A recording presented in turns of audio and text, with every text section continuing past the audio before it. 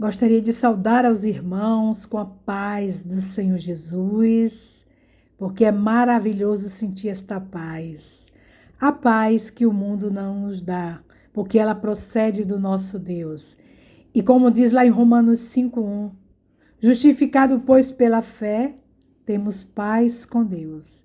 Se temos paz com Deus, automaticamente esta paz que excede todo entendimento, ela também reinará em nossos corações. E é isso que eu desejo a você que se compromete com esta palavra, a você que se compromete com este Deus, de não ser apenas ouvinte, mas praticante da palavra. Amém? Irmãos, eu gostaria de compartilhar com vocês desta palavra, né? Aqui em Tiago 4, apenas esses versículos aqui, ó, do 1 ao 8, que diz assim, ó: a origem das contendas. De onde procede guerras e contendas que há entre vós? De onde senão dos prazeres que militam na vossa carne? Cobiçais e nada tendes, matais e invejais e nada podeis obter. Viveis a lutar e fazer guerra. Nada tendes, porque não pedis. Pedis e não recebeis, porque pedis mal, para esbanjares em vossos próprios prazeres. Olha aqui, quando Tiago começa a falar, né, com uma igreja ali. Infiéis, não compreendeis que a amizade do mundo é inimiga de Deus? Aquele, pois, que quiser ser amigo do mundo, constitui-se inimigo de Deus. Ou supondo que em vão afirma as Escrituras, é com ciúme que por nós anseia o Espírito, que ele fez habitar em nós? Antes ele dá maior graça pelo que diz: Deus resiste aos soberbos, mas dá graça ao humilde. Sujeitai-vos, portanto, a Deus, mas resisti ao diabo, e ele fugirá de vós. Chegai-vos a Deus, e ele se achegará a vós, outros. Purificai as mãos, pecadores, e vós, que sois de ânimos dobre, limpai o coração. Aleluia! Glória a Deus por esta palavra gloriosa. Meus irmãos, Tiago, nesta carta, ele faz uma pergunta quase que afirmando, né, que essas guerras, até esses conflitos que existem dentro de nós, muitas vezes, entre nós e dentro de nós, muitas vezes, né, eles procedem dos nossos próprios prazeres, né, que militam na nossa carne. A gente sabe, a própria palavra de Deus afirma que o espírito e a carne, eles vivem em constante luta, em constante guerra.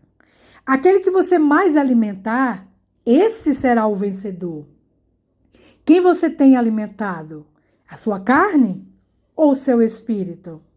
E olha, ele continua dizendo assim, ó: cobiçai e nada tendes, matais e invejais, nada podeis obter.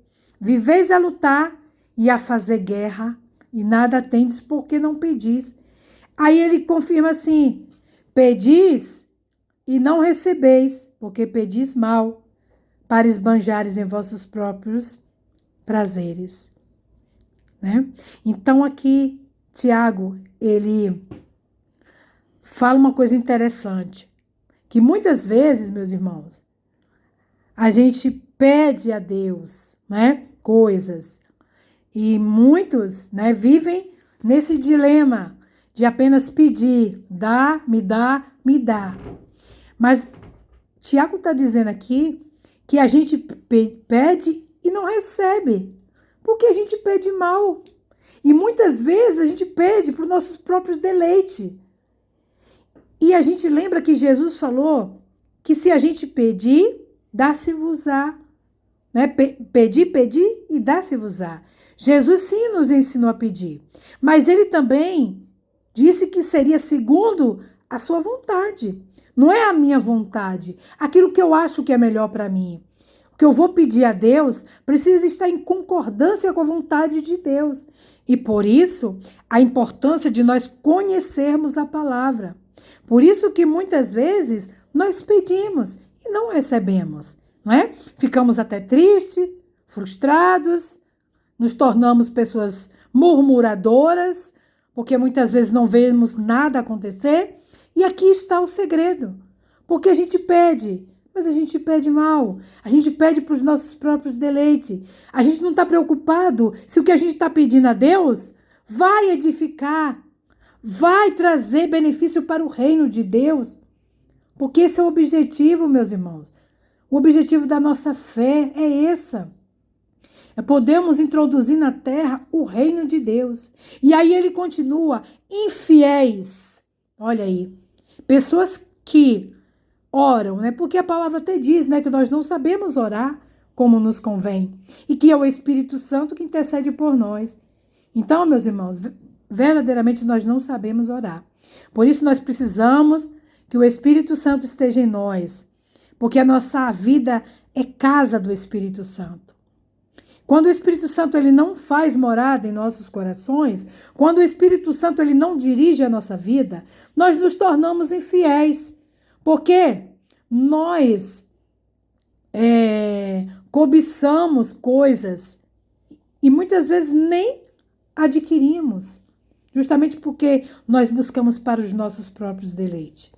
E nós precisamos conhecer a palavra de Deus, para que quando formos fazer as nossas orações estejam em concordância com a vontade de Deus. A palavra do Senhor é a própria vontade dele.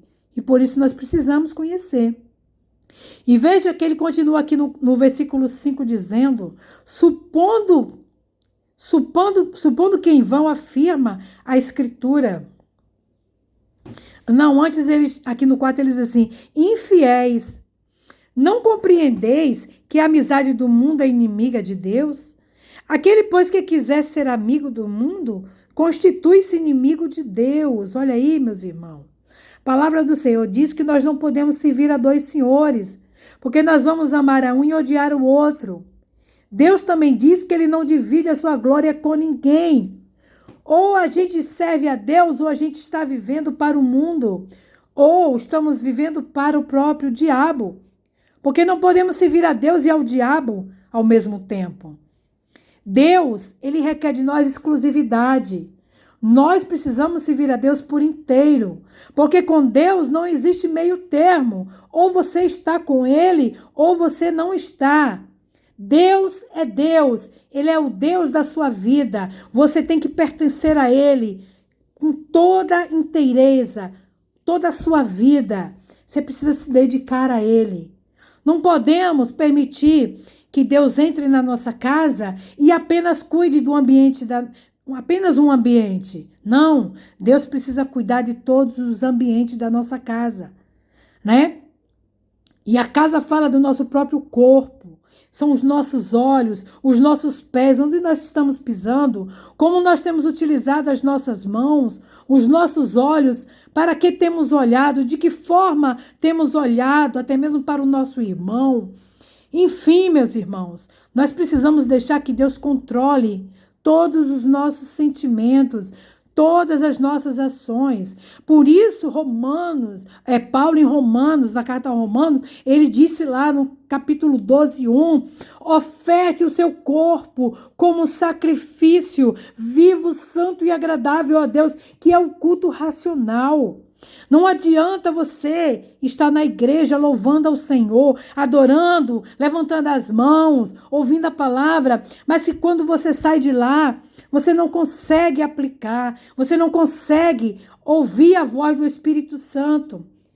Parece que quando você sai da igreja, você se esquece de tudo que você viveu lá dentro. O próprio Espírito Santo, né? Você deixa ele te visitar lá na igreja, mas quando você sai, você não permite que o Espírito Santo continue controlando os seus instintos, a sua vida. E por isso, ofertar o nosso corpo como sacrifício vivo, santo e agradável a Deus é mortificar os nossos membros, é procurar fazer o melhor com o nosso corpo, que são as nossas ações, as nossas atitudes, principalmente com o nosso próximo, com o nosso semelhante. E aí, meus irmãos, ele continua aqui no versículo 5. Ou supondo que em vão afirma as Escrituras, e com ciúme que por nós anseia o Espírito, que ele fez habitar em nós, antes ele dá graça pelo que diz, resiste aos soberbos, mas dá graça ao humilde. Meus irmãos, aqui no versículo 7 é muito interessante, porque aqui vem o segredo principal de uma vida vitoriosa. Aqui Tiago diz o seguinte, ele escreve o seguinte: sujeitai-vos, portanto, a Deus, mas resisti ao diabo e ele fugirá de vós. Olha aqui, meus irmãos. Sujeitai-vos, pois, a Deus. A palavra diz que o inimigo, ele brama como um leão, buscando a quem possa tragar. Também diz que ele está ao nosso derredor, bramando como um leão, buscando a quem possa tragar. E aqui, meus irmãos, está o segredo. Quando nós nos sujeitamos a Deus, esse sujeitar é fazer a vontade de Deus, é fazer aquilo que está no coração de Deus, é ser obediente à palavra de Deus. Quando você faz isso, você está dando um passo, você está se sujeitando àquilo que Deus deixou para que você fizesse, para que você seguisse as suas pisaduras.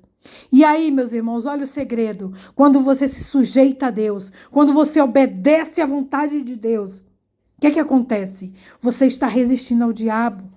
Porque a única coisa que pode bloquear a ação do diabo na nossa vida é quando nós estamos de acordo, em concordância com a palavra do Senhor. Então, toda vez que nós estamos nos sujeitando a Deus, fazendo a vontade de Deus, nós estamos também resistindo ao diabo. Quando ele se levanta com as suas astutas ciladas.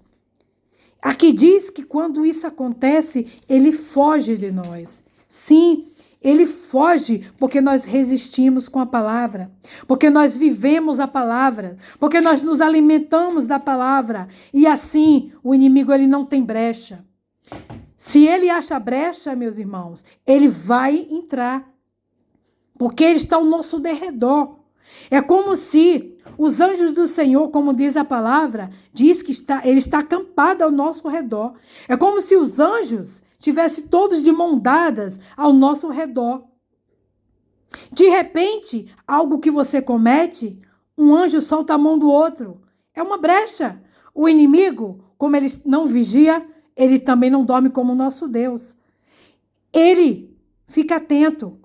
O anjo não está concordando com a sua ação. Então, os anjos não podem mais estar ao seu redor, te guardando, te livrando, porque você está em pecado, porque você está indo contra a vontade de Deus. Então, cada um, imagina, meus irmãos, se apenas um anjo soltar a mão, o inimigo já tem a brecha suficiente para destruir a sua vida. Agora, imagina, cada anjo saindo ao seu redor. Cada um se retirando do seu redor.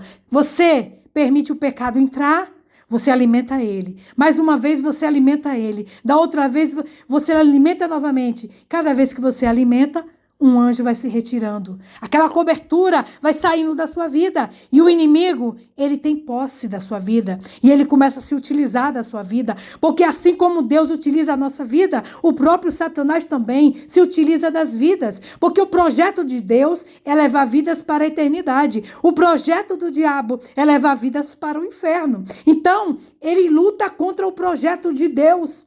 E nós é que vamos contribuir para que o projeto de Deus, ele dê continuidade. Quando nós nos sujeitamos a Deus, como nós obedecemos à vontade de Deus.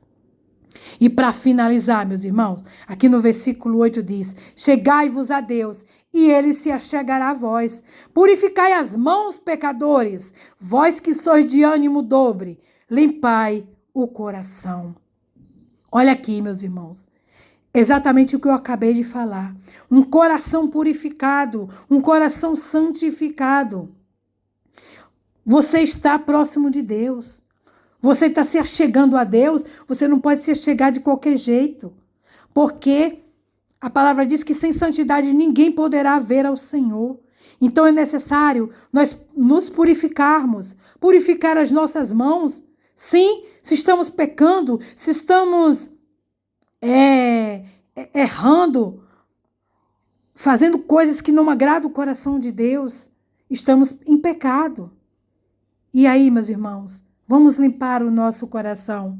Vamos nos achegar a Deus. Vamos nos sujeitarmos a Deus. E assim, nós poderemos viver a boa, perfeita e agradável vontade de Deus, que está na sua própria palavra. Leia, medite, aprenda, conheça mais de Deus. E você vai ver, sua vida não será mais a mesma. Você viverá de glória em glória, mesmo nos momentos de adversidade. Você viverá esta bênção maior, que é agradar o coração de Deus. Amém? Que Deus abençoe a sua vida em nome de Jesus. Amém.